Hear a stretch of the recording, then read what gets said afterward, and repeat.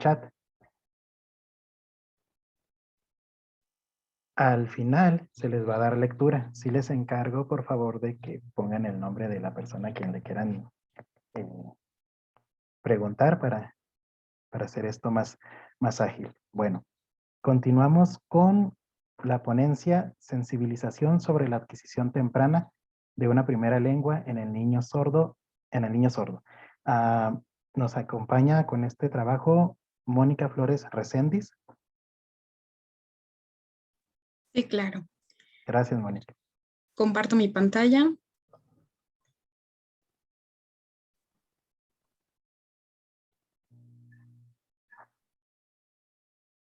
¿Me podría avisar si se logra apreciar? Sí, muy bien.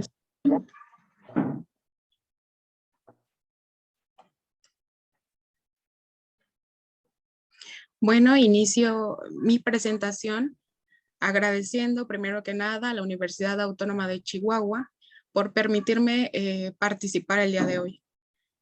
Me presento, soy licenciada en Comunicación Humana, mi nombre es Mónica Flores Recendis y en colaboración con la doctora Alma Yanet Moreno Aguirre y a través de la Universidad Autónoma del Estado de Morelos, la Facultad de Comunicación Humana y la Maestría en Atención a la Diversidad y Educación Inclusiva, el día de hoy les presento nuestro trabajo teórico titulado Sensibilización sobre la adquisición temprana de una primera lengua en el niño o niña sorda o sordo desde el entorno escolar. Bueno, inicio partiendo desde el nacimiento. Es importante retomar que toda niña o todo niño adquiere aprendizajes y experiencias lingüísticas que le permiten adquirir una primera lengua. Es por ello que la Borda y Silvestre, o sea, sin embargo, la Borda y Silvestre en el 2005 nos refiere que aquellos padres que tienen hijas o hijos sordas o sordos presentan desconocimiento de la propia sordera. Entonces, estos aprendizajes y estas experiencias lingüísticas muchas veces no se logran dar o no se permite potencializar su desarrollo lingüístico a comparación de una niña o un niño que es oyente. Por lo tanto, también refiere que cerca del 90% de estos papás con hijas o hijos que son sordas o sordos son el 90%. Parte de ello es la profundidad de mi trabajo. En relación a todo lo que comento, realizo estas tres preguntas muy importantes para explicar por qué es importante que adquieran una primera lengua en la edad temprana, toda niña o todo niño sorda o sordo. También el desarrollo lingüístico de la niña o el niño sorda o sordo, por qué es relevante estos 3 primeros años de vida. Y finalmente, porque es importante que el entorno familiar y escolar esté sensibilizado, y además de ello, porque es importante que haya un vínculo entre el entorno familiar y el entorno escolar. Bueno, respondiendo a la primera pregunta, como primer punto, la presencia de una sordera de la niña o el niño sorda o sordo va a limitar, primero que nada, a toda aquella experiencia de percepción del habla. Además de ello, se van a presentar barreras de comunicación. Por lo tanto, existirá una falta de interacción con sus padres, que es la principal barrera de comunicación que enfrenta toda niña o niño sorda o sordo, y que además esta interacción con sus padres oyentes no se da, muchas veces no se da a través de una lengua oral o una lengua de señas.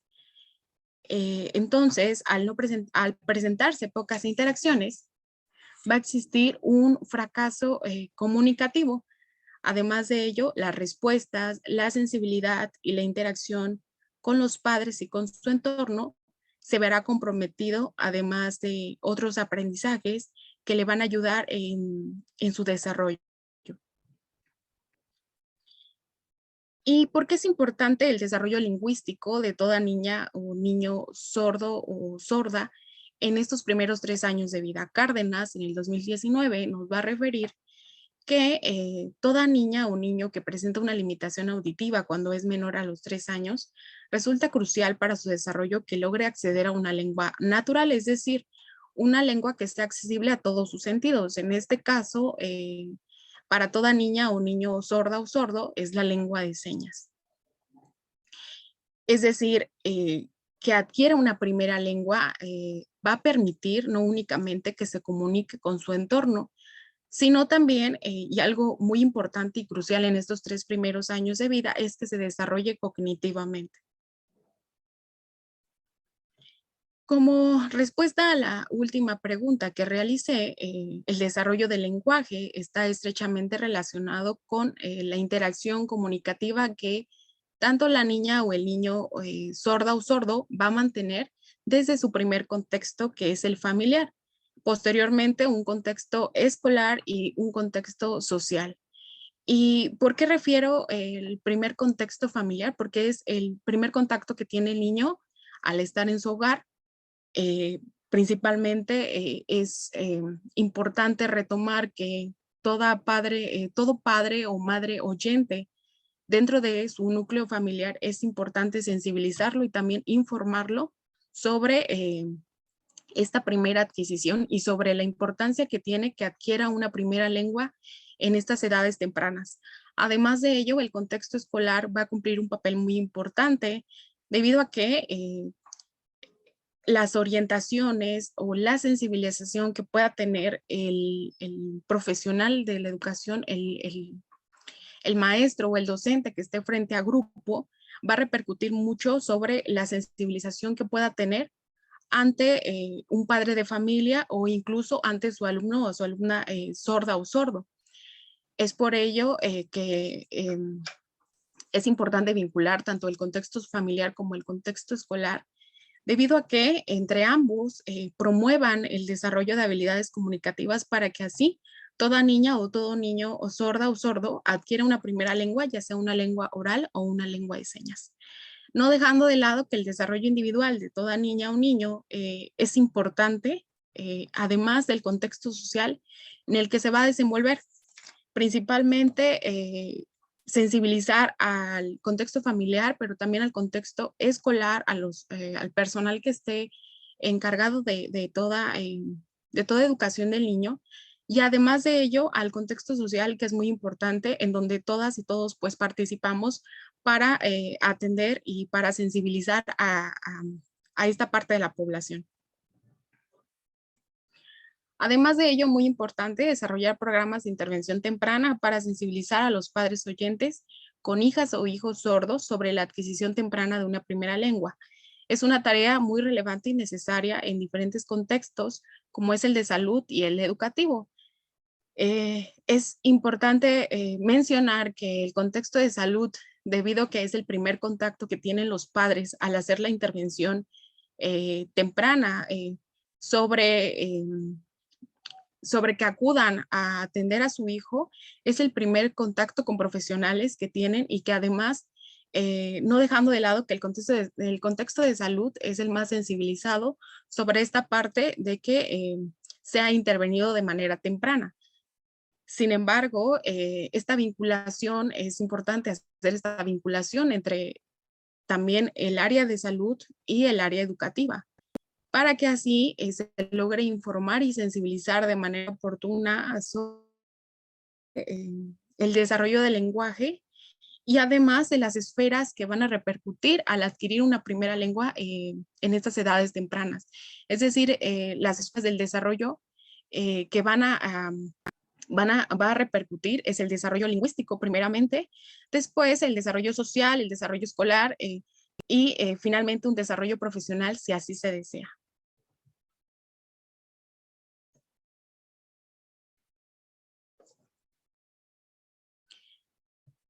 Bueno, como conclusión, es indispensable desarrollar programas de intervención temprana que puedan fomentar una primera lengua desde el entorno familiar, además del educativo, que se promueva el apoyo del contexto educativo para que así se puedan escolarizar los niñas y niños sordas y sordos a temprana edad y asimismo adquieran una primera lengua, ya sea una lengua oral o una lengua de señas. Cabe resaltar que promover la sensibilidad desde estos diferentes contextos va a permitir que toda niña o niño sordo adquiera una primera lengua y además de ello le ayude en los futuros aprendizajes y se promueva un desarrollo cognitivo a temprana edad. También puedo mencionar que es necesario promover programas desde la educación inicial con los docentes, tanto preparados para atender a toda la diversidad, pero también fortalecer en todas las áreas posibles, tanto del área de lenguaje como el área de audición, para que así haya mayor sensibilización, mayor adquisición de una primera lengua y además de ello se prevenga una intervención temprana. Bueno, por mi parte sería todo y finalizo esta presentación con la siguiente frase de Víctor Hugo, que menciona qué importa la sordera del oído cuando la mente escucha. La única sordera verdadera, la sordera incurable, es la de la mente. Y pues bueno, también concluyo diciendo que todo profesional y toda persona desde su área es importante sensibilizar y fortalecer todas las áreas posibles para así atender a la diversidad de una manera incluyente. Bueno, muchas gracias. Por mi parte sería todo. Muchas gracias, Mónica. Bueno, damos continuidad con la ponencia Adaptación de la materia de programación para personas con discapacidad visual. ¿Sí? Lo presentará Agustín Cortés Cos de la Universidad Autónoma de Nuevo León. Agustín. Muchísimas gracias.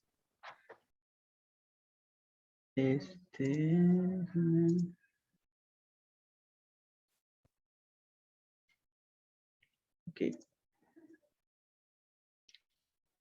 Ahí se logra ver mi pantalla. Muy bien. Bueno, pues muy buenos días tengan todos ustedes. Vamos a hablar un poco sobre cómo fue la adaptación de la materia de programación para personas con discapacidad visual. Un caso práctico de aquí de la Facultad de Ingeniería Mecánica y Eléctrica. Para esto, pues bueno, les quiero comentar que es un caso documental de experiencia práctica de la asignatura de programación estructurada. El objetivo de esta investigación es demostrar las fases de implementación y adaptación de la asignatura de programación para personas con discapacidad visual, mismos estudiantes pues de aquí de la facultad. Antes que nada, pues empezamos un poco a hablar sobre lo que es la legislación educativa de estudiantes con discapacidad. Nosotros nos basamos pues en la Ley General para la Inclusión de las Personas con Discapacidad. Es una ley pues, que se encuentra en el Diario Oficial de la Federación, con fecha del 30 de mayo del 2011, así como también con la Ley General de Educación. Esta es una nueva ley del Diario Oficial de la Federación también, estipulada el 30 de septiembre del 2019. Para esto, pues bueno, en cuanto a la primera ley, tenemos que el capítulo 3, en el apartado de educación, artículo 12, nos habla que la Secretaría de Educación Pública promoverá el derecho a la educación de las personas con discapacidad, prohibiendo cualquier discriminación en los planteles, centros educativos, guarderías o del personal docente o administrativo.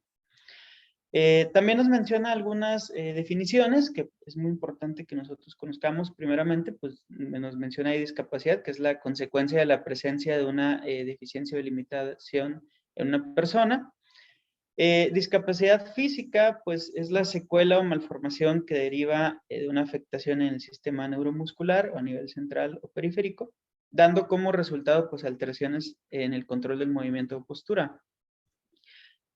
Ya más específicamente, pues hablamos de discapacidad sensorial, que es la deficiencia estructural o funcional de los órganos de la visión, audición, tacto, olfato y gusto. Y pues bueno, obviamente hablamos también del apartado de ajustes razonables, que son pues los que se realizan aquí en la facultad. Dice, se entenderán las modificaciones y adaptaciones necesarias y adecuaciones que no impongan una carga desproporcionada o indebida cuando se requiera en un caso particular. Esto pues para garantizar que las personas con discapacidad pues, tengan ahí igualdad de condiciones con los demás. Entonces, pues basado en todo esto, se estipula ya lo que viene siendo la educación inclusiva, que es la educación que propicia la integración de personas con discapacidad a los planteles de educación básica, regular, etc. Y en cuanto a la Ley General de Educación, pues el artículo 7, correspondiente al Estado y la Rectoría de la Educación, en el inciso 2 nos habla que debe ser inclusivo, eliminando toda forma de discriminación y exclusión. En el inciso D nos habla también que se establecerá la educación especial disponible para todos los tipos de niveles y modalidades. ¿Por qué hacemos mucho énfasis en esta parte de la legislación? Pues porque la Universidad Autónoma de Nuevo León tiene un modelo de atención a personas con discapacidad, ya que se atienden a más de 2.500 estudiantes con discapacidad. Y de estos 2.500, pues el 70% padece algún grado de discapacidad visual. Entonces, sí son muchos los estudiantes que tienen discapacidad visual. Nos dice también que, bueno, la mayoría pues se resuelve con anteojos, sin embargo, sí hay gran cantidad de estudiantes que tienen discapacidad visual muy alta, a grado de ser ya una ceguera. Y es por esto que, pues bueno, se maneja, si va a ser una área inclusiva, entonces se tienen que estar capacitando y demás. Esto, la capacitación se da también a grandes rasgos debido a la pandemia del COVID-19, porque, pues bueno, aquí nos comenta el autor García Aretio que pues no se había visto en la historia, no se había producido este cierre universal de instalaciones educativas, ¿no? Entonces ahora por el COVID, pues ya más de 200 países decretaron un cierre total o parcial en los centros educativos. FIME, como tal, pues también cerró sus instalaciones y migró las clases a una modalidad en línea a través de las plataformas de MS Teams. Es por eso que pues, se dieron ciertos diplomados para docentes y administrativos, cómo tratar a los estudiantes a través de plataformas, pero también, pues específicamente a los estudiantes, se manejó diplomados de inclusión educativa sobre cómo poder hacer accesibles las clases, porque no es lo mismo poder nosotros dirigirnos ante los estudiantes sin discapacidad como a los estudiantes con alguna discapacidad. Tenemos en este caso, pues la educación que se da en las escuelas de ingeniería, al menos en la facultad de mecánica y eléctrica, hay muchas materias que son de programación en las cuales los estudiantes tienen que estar escribiendo líneas de código y pues si los estudiantes no ven, se suscita una serie de problemas. Es por esto que se identificó algún tipo de software entre los cuales, pues bueno, puedan ser accesibles ante los diferentes navegadores, como lo son el Chrome, Firefox, Internet Explorer, el Opera y Safari, que son los más utilizados por los estudiantes de la facultad. Tenemos aquí algunos mencionados por el INEGI, que es el Screen Reader, narrador de Windows, el NVIDIA, el VoiceOver. Estos son programas gratuitos en Windows. El VoiceOver pues, está también en Apple para dispositivos iOS. Pero, pues, de acuerdo a la Asociación de Discapacidad de Otros Ciegos de España, menciona que los software más comunes o más compatibles con los equipos de cómputo que utilizan los estudiantes o personas, estudiantes con discapacidad, pues está primeramente el JAWS y después una serie de programas más. Esto, pues, se hizo como estudio también y gracias a esto, pues, la Sala Tiflotécnica de la Universidad Autónoma de Nuevo León, quien es un área que se encuentra en la Capilla Alfonsina Biblioteca Universitaria, dentro de las instalaciones de Ciudad Universitaria, pues utiliza tecnología que se adapta a las necesidades de las personas ciegas o de baja visión en el manejo de información.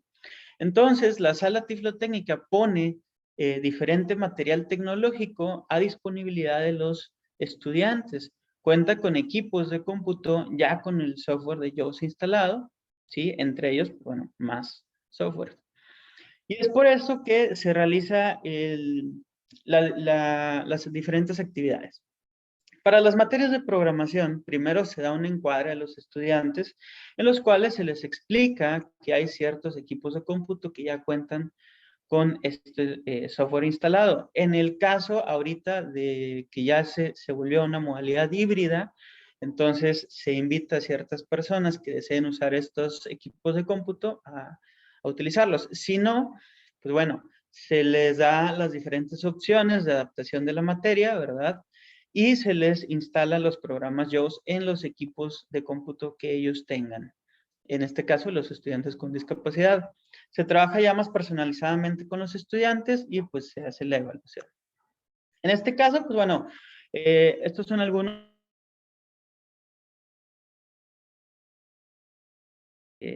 el programa JAWS. JAWS 18 para uso doméstico.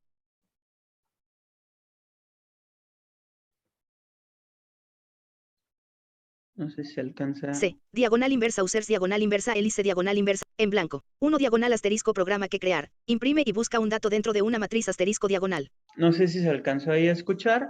De esta forma, el estudiante puede En blanco. Visual muy alta. 3 número includes dio.h.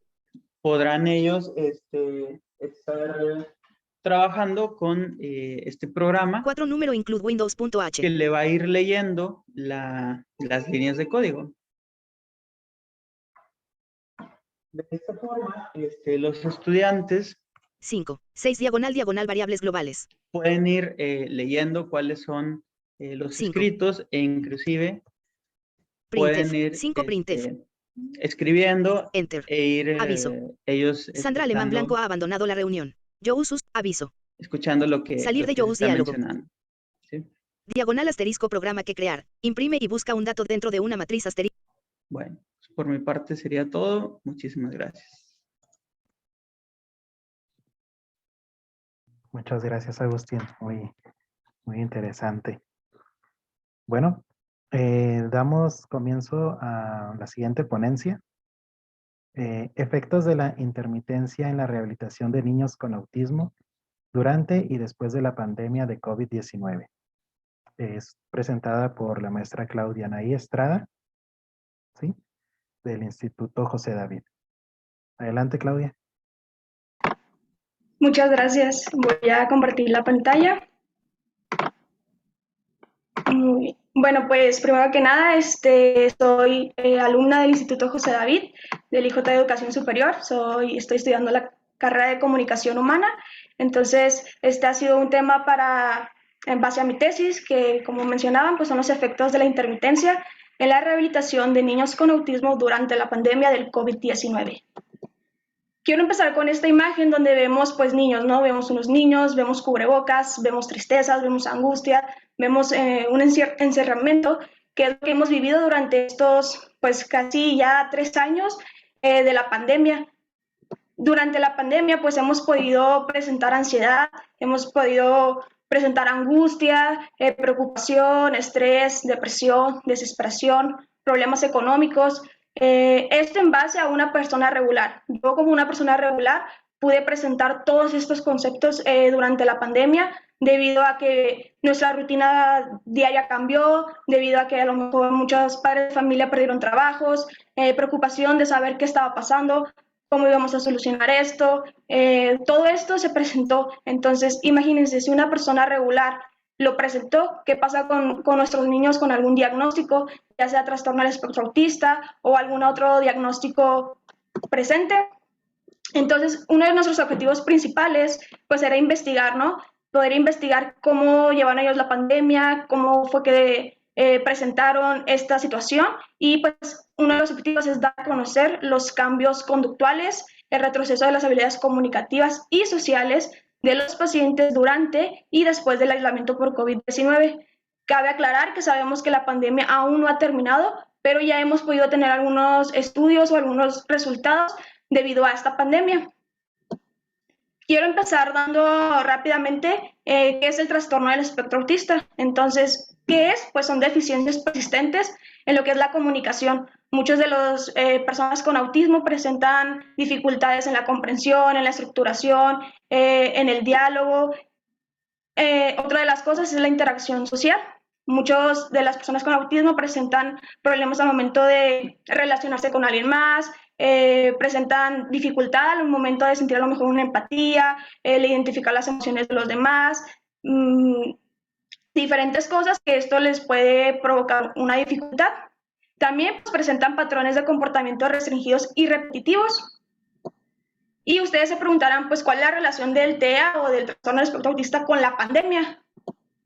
Quiero presentarles esta línea del tiempo. Yo sé que muchos pues ya conocemos todo lo que pasó. El 18 de marzo del 2020 fue cuando la primera vez que se diagnosticó o se dio a conocer un caso de coronavirus aquí en México. El 23 de marzo fue cuando decidieron optar por un cierre total de escuelas, un confinamiento total social. Entonces, el 14 de noviembre fue cuando ya superamos 1 millón de casos de infectados. Y a partir del 24 de diciembre fue cuando pudimos tener las vacunas, al menos el sector de salud. Estamos hablando de que al menos ahí ya fue un periodo de tiempo un poco largo. En febrero del 2021 empezamos con las vacunas tanto para adultos mayores, terminando en julio con el resto de la población, pero cabe aclarar que al menos nuestros pequeños no habían tenido la oportunidad o apenas van a tener la oportunidad de recibir estas vacunas. El 14 de febrero del 2020 es cuando se declara que volvemos a las escuelas. Al menos los niños de educación básica, como preescolar, primaria y secundaria.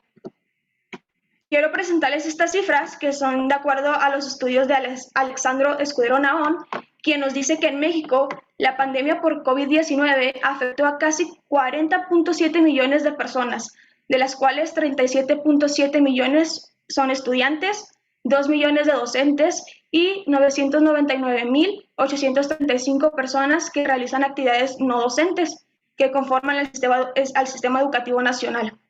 En la educación superior mexicana fueron afectadas 6.404 instituciones de educación superior, de las cuales 2.455 son públicas, 3.949 son privadas, que albergan a casi 5.3 millones de personas. Como mencionaba, pues 4.7 millones de estudiantes, 429.495 docentes y 188.646 personas que realizan pues alguna ayuda dentro de las escuelas. Esto equivale al 4.2% de la población mexicana. Entonces, como vemos, aquí no solamente estamos hablando de personas con algún diagnóstico, estamos hablando de todo el alumnado en general. Fueron muchos de los estudiantes quienes presentaron pues una suspensión total y por ende pues se vio afectada tanto retrocesos educativos, se vieron afectadas procesos de lectura, de escritura, se vio afectada la relación social, que como sabemos, pues ayuda mucho a que los niños puedan desarrollar su lenguaje, puedan adquirir más experiencias, y todo esto se vio afectado por la pandemia. También nos mencionaba Valdés y Montiel que al menos el 26.9% de personas con trastorno del espectro autista iban a terapia de lenguaje, 19.45% asistía a terapia ocupacional, 19.6% tomaban medicamento, 17.6% apoyo escolar y el 15.5% terapia conductual.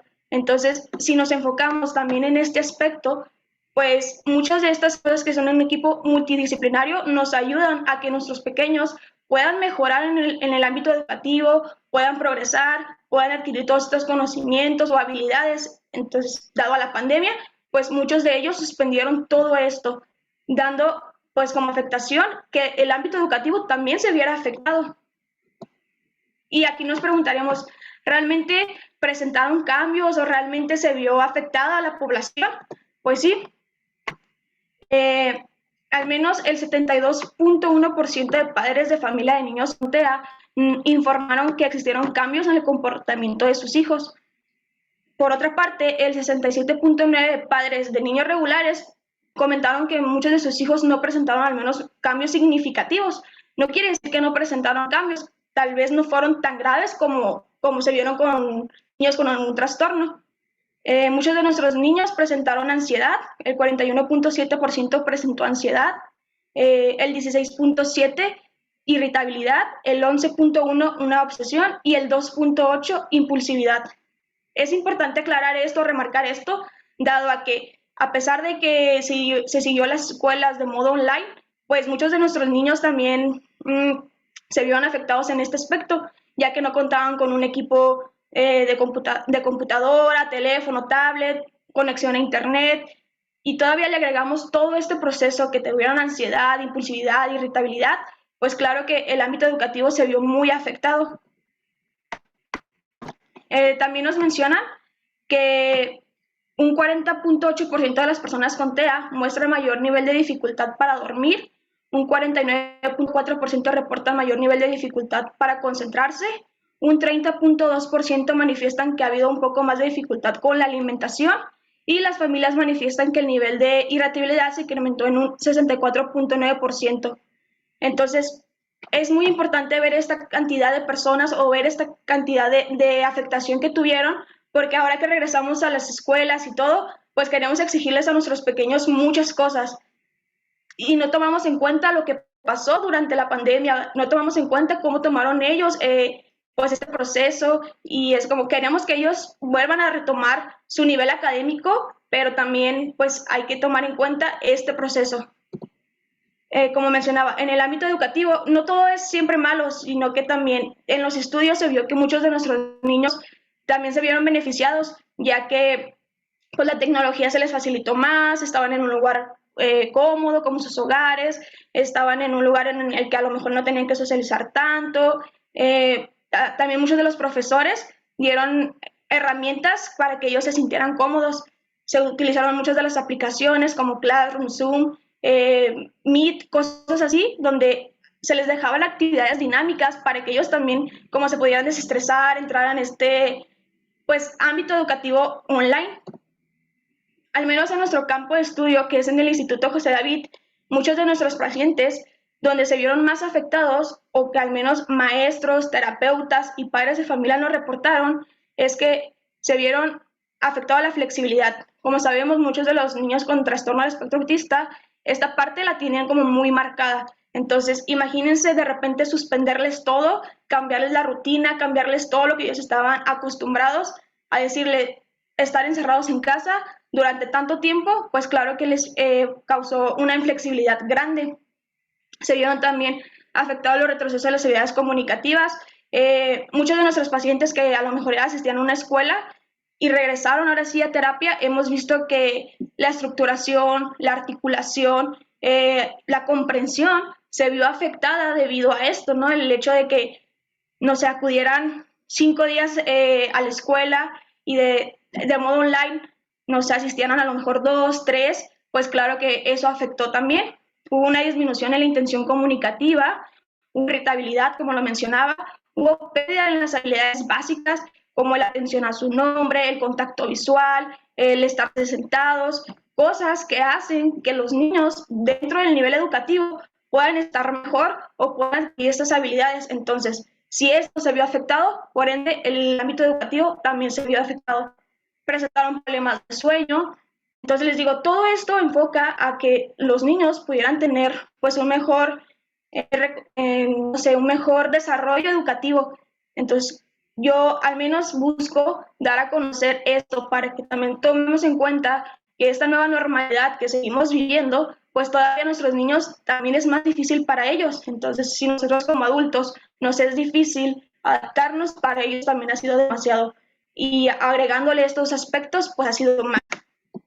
Y bueno, estas son mis referencias y pues muchas gracias por su atención. Muchas gracias, Claudia. Bueno, continuamos. Tocaría el turno de la ponencia Interculturalidad en contextos de aprendizajes inclusivos. Sí, aquí hay dos personas que elaboraron la investigación, Guillermo López Varela y Anaí Jara Dávila de la Universidad de Puebla. ¿Quién presentaría el trabajo? Hola, hola, buenas tardes. Buenos días, aquí ya casi tardes. compañeras, compañeros. Voy a utilizar los primeros 5 minutos y después nuestra compañera Nani utilizará los siguientes 5. Entonces, estoy por prender mi cámara. Espero que pueda verme ya. Ok, Bueno, yo te marco los 5 minutos, sí. ¿vale? Sí, Bien. sí, vale, vale. Gracias. Vale. Sí, muchas gracias. Bueno, pues mi nombre es Guillermo López Varela, junto con Anani Jara Dávila, formamos parte de un cuerpo académico que es Derechos Humanos, Derechos Indígenas y Globalización en la Universidad Intercultural del Estado de Puebla.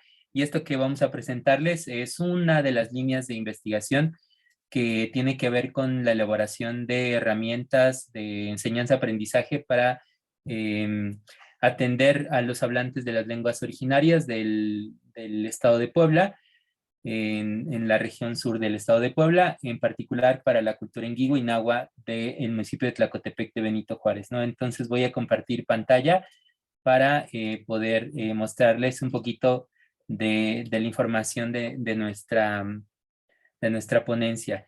El municipio de Tlacotepec de Benito Juárez se encuentra en el sur del Estado de Puebla, en el Valle de Tehuacán. Permítanme, que se me traba un poquito el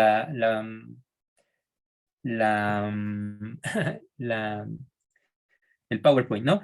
Y bueno, está en inglés porque al final les voy a contar que esta investigación ya ha sido publicada en meses recientes en la revista Ethnologies de la Universidad de Laval en Canadá.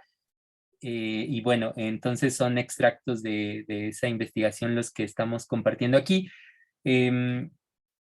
Como les contaba, la cultura Inguigua es una cultura campesina que justamente el día de ayer que se celebró el Día de la Santa Cruz, se puede atestiguar, por ejemplo, cómo uno de los elementos fundantes constituyentes de la cultura Inguigua, pues es la dimensión de la comunalidad, ¿no? Es una cultura migrante que ha migrado a muchos otros estados de la República y algunos estados de Estados Unidos, en particular Carolina del Norte, California y Arizona, ¿no? Nos encontramos aquí, pueden ver la gran ciudad del sur del estado de Puebla, es Tehuacán, y estamos cerca de la misma, en Tlacotepec de Benito Juárez. Es una junta auxiliar que previamente en la administración colonial fue considerado un pueblo de indios y tiene aproximadamente 9,000 habitantes que hablan la lengua originaria, la lengua Inguigua, mal llamada por el indigenismo mexicano Popoloca, ¿no? Entonces, aquí hay un poquito de información.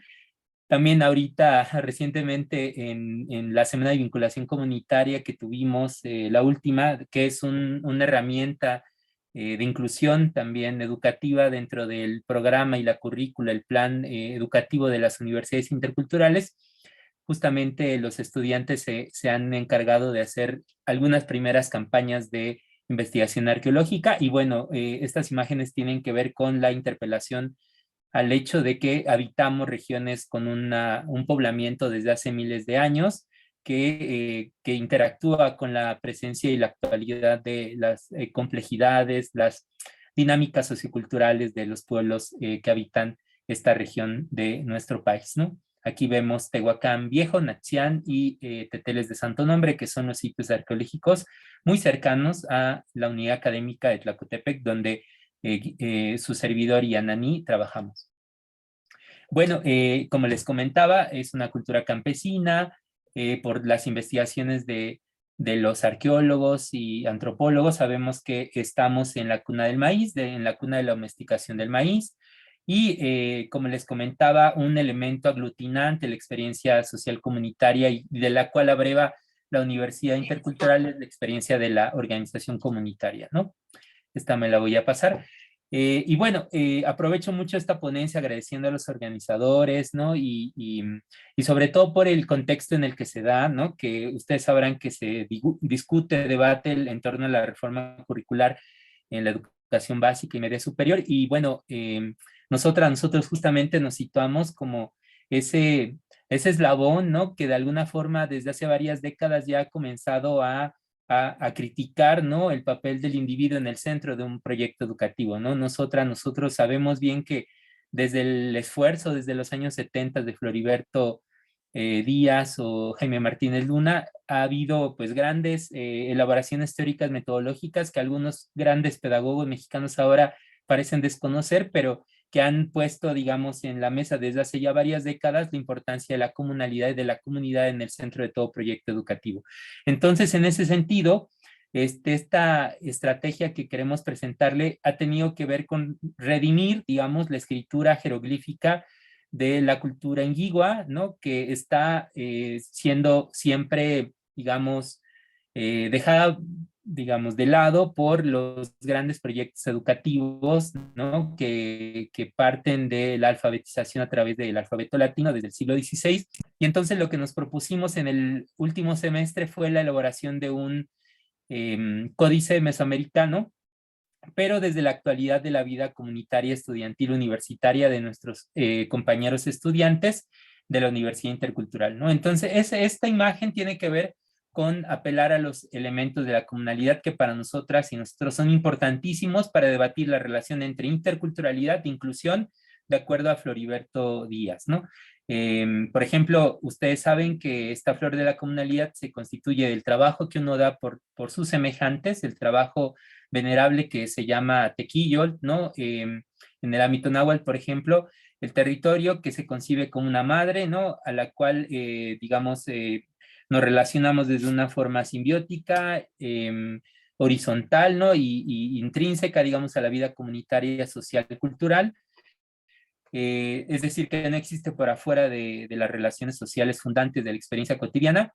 La fiesta como otro elemento constituyente del ejercicio de la reciprocidad y el poder político como una forma de intercambio horizontal de haceres, de poderes y de saberes que nunca buscan, digamos, mandar mandando, diría Enrique Dussel, sino mandar obedeciendo, ¿no? El llamado poder obedencial. Entonces, estos 4 elementos, de alguna forma, se involucran a la hora de establecer esta estrategia didáctica que fue el Códice Mesoamericano. Entonces aquí vemos algunas referencias, por ejemplo el Ragnaneni es el concepto con el cual denominaríamos la comunalidad en el ámbito inguigua y digamos es para nosotras y nosotros este proyecto de involucramiento, digamos, de las prácticas comunitarias dentro del aula, dentro de las universidades, una de las aportaciones que estamos buscando problematizar, ¿no? Entonces, estos son algunos de los aspectos de la vida comunitaria, allí en San Marcos Tlacoyalco, donde nos encontramos, que tiene que ver con el cuidado de la vida y el tejido de los afectos, ¿no? Lo que llamamos en otro artículo publicado en Copala, una revista bien interesante de educación, la pedagogía del apapacho. Bueno, esto es a propósito, antes de entrar en el códice, la Universidad Intercultural se encargó desde los primeros días de la pandemia de traducir en las 7 lenguas originarias del Estado de Puebla todas las, digamos, lineamientos de la Jornada Nacional de Sana Distancia.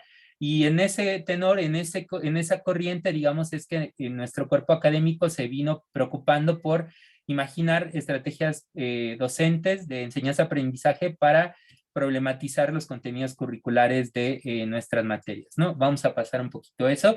Y llegamos aquí, ¿no? Ya sería el tiempo, Guillermo, para tu compañera.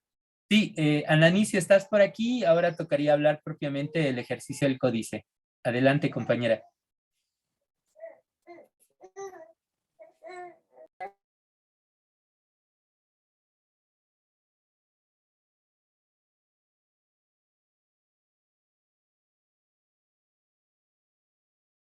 Creo que tu micrófono, colega.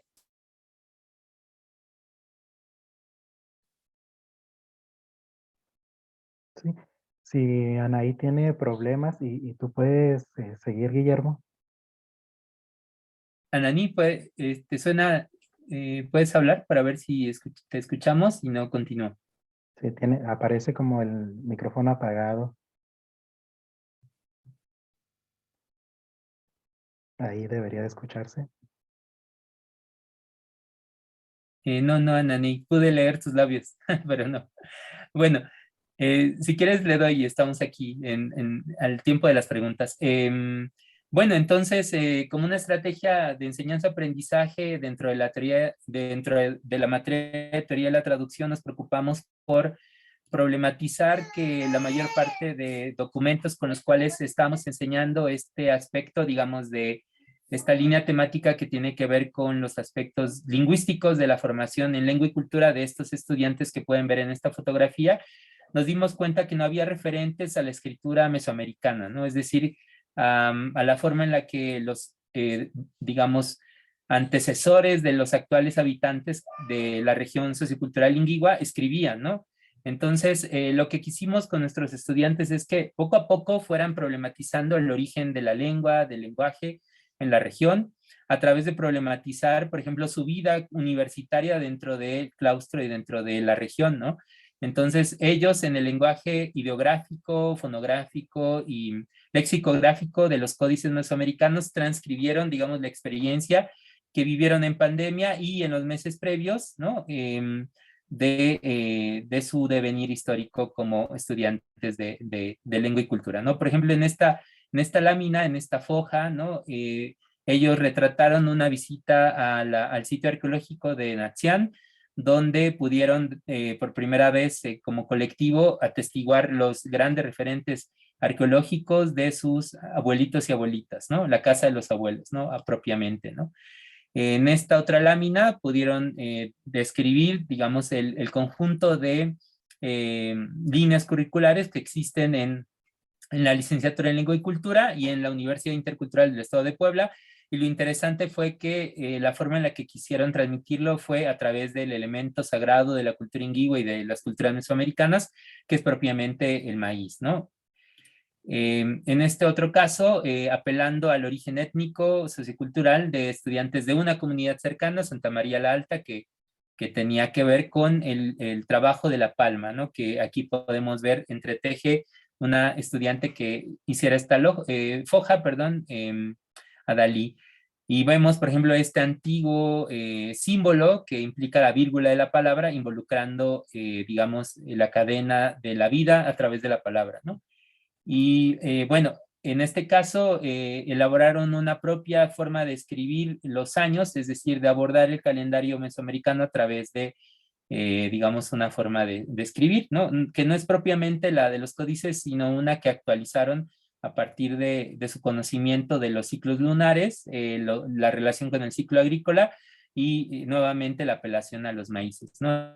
En este caso, esta es la Sierra de Soltepec, la progresión de la Sierra de Soltepec, y esta es una representación de la vegetación, digamos, endémica de la región. Este es el tlalcoyote o el tejón americano, que es propiamente el animalito del cual se ha aprendido buena parte del comportamiento comunitario que la cultura ingigua ha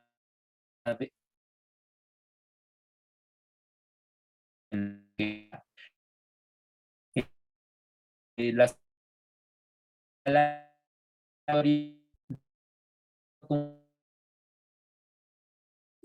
dos terrenos para me llamó mucho la atención con las hormigas, es compañera que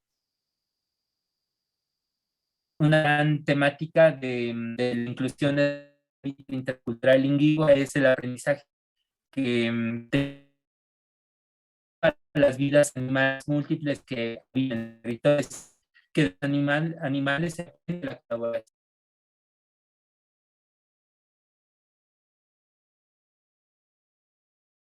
Muy bien, creo que el compañero tuvo problemas de conexión.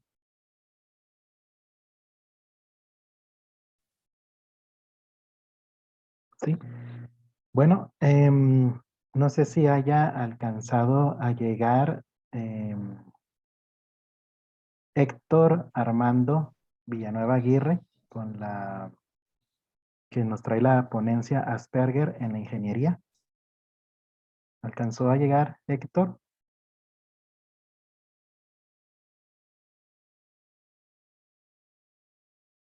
No, no sé. No está ahorita. Bueno. Agustín, ¿alcanzaste a conectarte ya para las conclusiones? Sí, sí, sí. Sí, ok, continuamos. Adelante.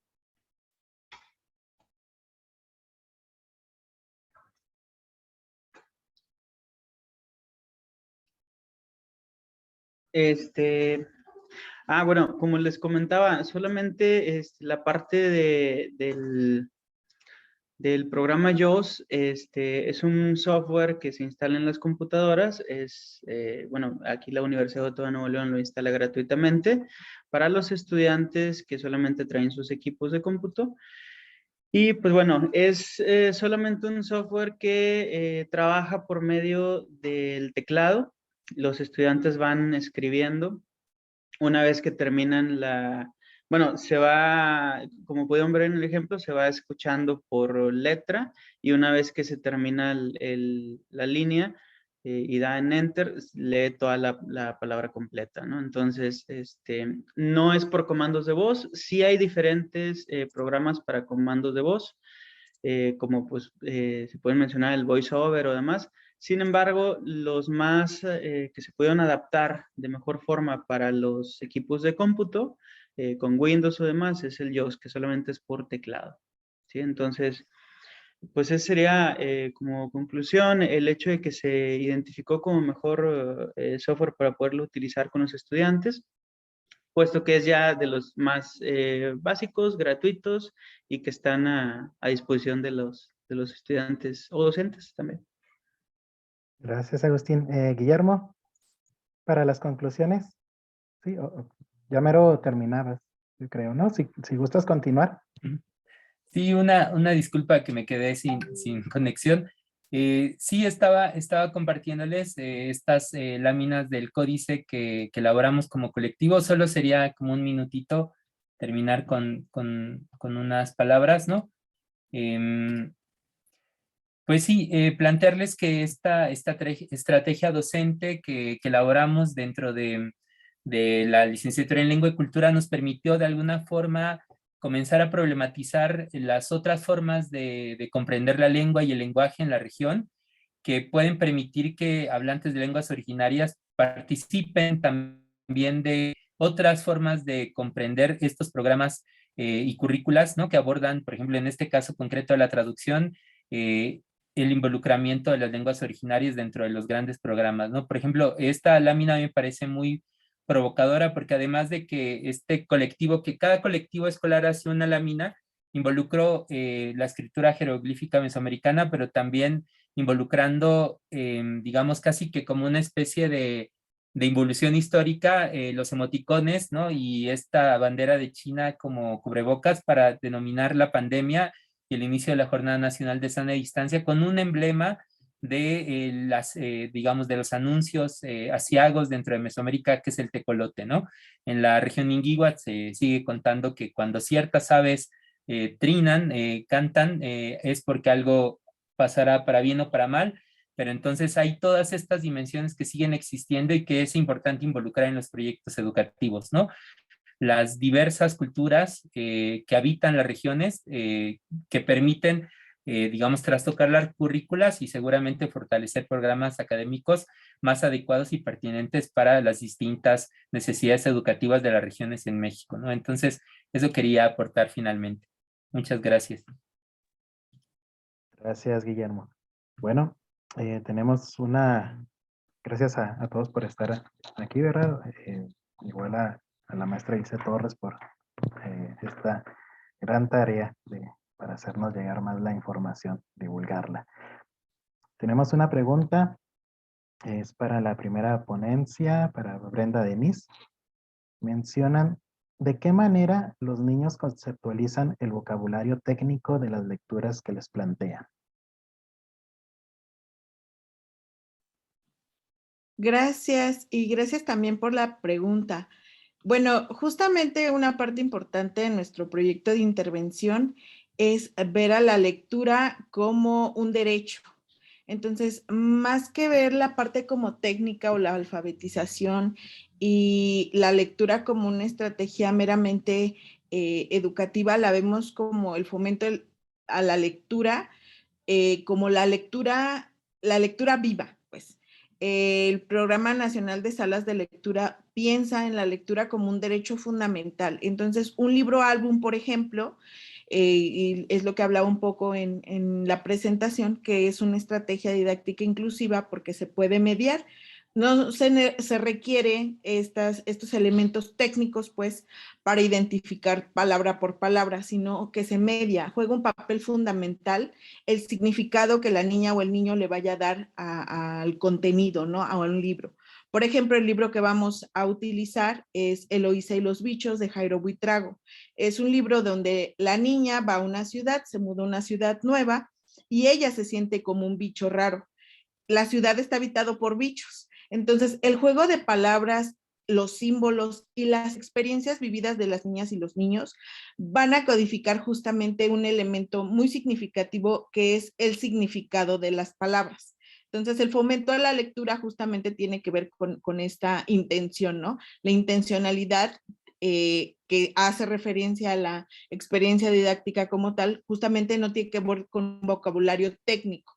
Más bien, y justo por eso, ¿no? Las salas de lectura no alfabetizan, sino fomentan a la lectura, a la narración oral, a la experiencia de la lectura desde las propias experiencias. Aunque también es importante señalar que hay elementos que incluyen justamente al fomento, que es un programa integral, por supuesto, no solamente el fomento a la lectura, sino la alfabetización y otras estrategias que, bueno, le den sostenimiento pues a la intervención como tal. Mami. Gracias, Brenda. Tenemos unas felicitaciones para todos, ¿verdad? De Luisa Patricia Uranga. Qué interesantes temas. Hay que hacer conciencia y capacitarnos mejor como docentes en todos los niveles escolares. Muchos saludos. Jorge Rafael tiene una pregunta para Mónica. ¿Sí? ¿Desde qué edad educativa es mejor integrar el lenguaje de señas a todo el espectro educativo? Él menciona porque el inglés se puso desde los 90 en el kinder y la primaria. Entonces él menciona que puede existir una necesidad de aprender el lenguaje de señas para los alumnos, los padres, docentes, administrativos. Y básicamente menciona, bueno, esto y cuál sería la metodología que pudiera generar una comunidad con estas capacidades. Muchas gracias por la pregunta. En cuanto a lo que menciona sobre a qué edad es importante enseñar y familiarizar la lengua de señas desde etapas de preescolar, tanto a personas o a niños oyentes y más cuando dentro del grupo educativo hay pares con sordera. Así como se enseña el contexto educativo, así como se enseña en el contexto educativo el inglés, es importante enseñar la lengua de señas en estas primeras etapas desde el nacimiento. Además de ello, pues por aspectos neurobiológicos sería un aprendizaje y es como aprender una lengua extranjera.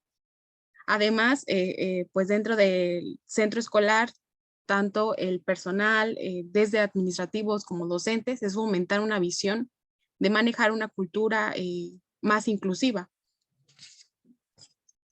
En cuanto a la metodología que menciona, tendría que analizarse desde varias perspectivas, desde el recurso humano con el que se cuenta, los propios objetivos de la institución, las necesidades de la población y las propias necesidades escolares. De igual manera, como fundamental sería aplicar un método holístico para tener una visión más plurilingüe para todas y todos, y además fomentar una interculturalidad, como también un método ecléctico, incluyendo fortalezas desde diferentes metodologías. Gracias, Mónica. Para Claudia, ahí Laura Gómez tiene como que una duda, no le quedó en claro al parecer un porcentaje. Pregunta si es 67.7 o 27.7. Sí, me equivoqué al momento de leerlo, pero déjeme lo verifico. Gracias. Bueno, la mayoría son agradecimientos. Muchas gracias por las aportaciones.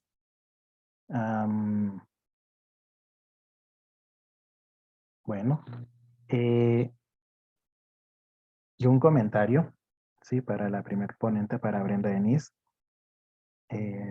Como profesor de literatura me da mucho gusto el tipo de libros que están enseñando para fomentar la lectura a tus estudiantes.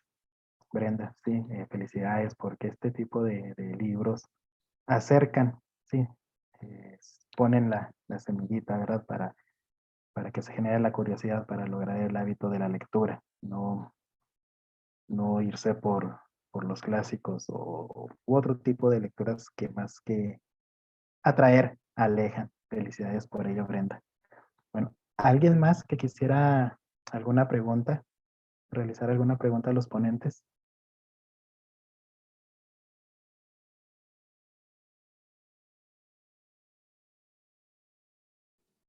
A mí, si me permitiera, doctor, hacer una pregunta principalmente para lo que vienen siendo las comunidades, ¿no? Ya que existen 3 comunidades, la comunidad oyente, la comunidad sorda y esta comunidad que es la comunidad intérprete, ¿no? ¿Cómo la vive? ¿Cómo asume el intérprete en cuestiones tanto éticas como profesionales su labor al momento de que se presenta con diferentes ritmos de habla, diferentes condiciones, en fin, o sea, si nos pudiera compartir la compañera intérprete, ¿cuál ha sido su experiencia en ese tipo de diálogos entre dos culturas, ¿no? Dos comunidades, una comunidad sorda y otra comunidad oyente? Esa sería mi pregunta. Bueno, hola, muy buenos días a todos. Mi nombre es Ilse Torres y yo ahorita estoy de intérprete como en la lengua de señas mexicana.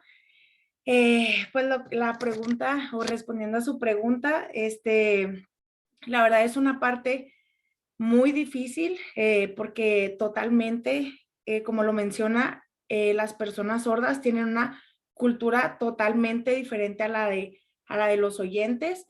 Y creo que es de suma importancia, primero que nada, nosotros conocer su cultura, adentrarnos a ellos y ya una vez que nosotros los conozcamos, también nosotros explicarnos cómo en nuestra cultura, cómo nosotros hablamos, cómo nosotros nos expresamos, para que de esa manera pues pudiera haber un equilibrio entre lo que ellos dicen, lo que nosotros pensamos.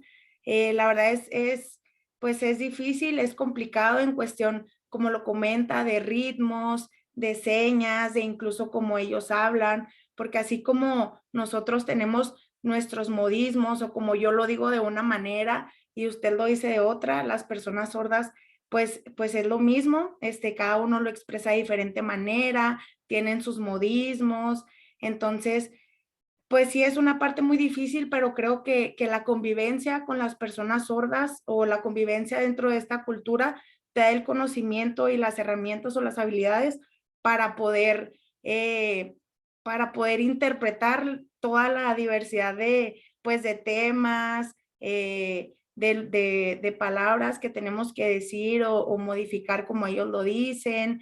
Entonces sí, pues creo que es muy difícil, pero muy bonito también saber que tenemos la capacidad de poder ayudar, apoyar, pero pues sí, más que nada los invito a, bueno, ya que estoy aquí, a que nos empecemos a adentrar un poquito más a la cultura sorda, no solamente conocer lo básico, aprender un abecedario, que es por lo que más empezamos, pero también es importante tomar en cuenta que hay muchísimas personas sordas y pues que necesitan pues que ellos también conozcan de nuestra cultura y nosotros conocer de ellos. Entonces, pues esto te lo da más que nada la experiencia, la interacción directa con ellos, no nada más entre nosotros los oyentes y pues el estar en constante aprendizaje, práctica y pues todo eso. No sé si haya respondido más o menos a su pregunta. Muchas gracias, Ilse. Muchas gracias. El libro se llama Eloísa y los bichos del autor Jairo Buitrago. ¿Sí? Bueno, Gracias. bueno, más felicitaciones a todos, ¿sí? A Ilse por el gran trabajo, por supuesto que sí, Ilse, muchas gracias por estar aquí, por tomarte también el tiempo de contestar las dudas, ¿verdad? Una labor loable la que estás haciendo y muchas gracias por estarnos aquí apoyando. Bueno, Gracias a ustedes. si no tienen más preguntas, ¿alguna otra intervención? Sí, despedimos esta mesa. Nada más recordarles que por favor, si pueden entrar a la liga que el doctor Eslen puso más arribita para que nos ayuden a elaborar la evaluación del Congreso. Eslen. Gracias, doctor. También pedirles a todos los asistentes que nos acompañan en las distintas mesas, pedirles que cuando ingresen a su sesión de Zoom puedan hacerlo con su nombre completo, ya que este dato es el que nosotros vamos a obtener para la generación de las constancias. Entonces, si su nombre nada más trae un apellido, así se mandarán las constancias. ¿Sí? Entonces, nada más para que lo tengan muy en cuenta ese dato. Entonces, pedirles mucho ese apoyo para evitar más adelante que se envíen las constancias, pues que algún dato de su nombre esté incompleto. Y bueno, pues como lo comentó el doctor Evangelista, pues solicitarles el apoyo de contestar la encuesta, porque esto nos va a permitir hacer las adecuaciones necesarias para futuros eventos. Muchas gracias.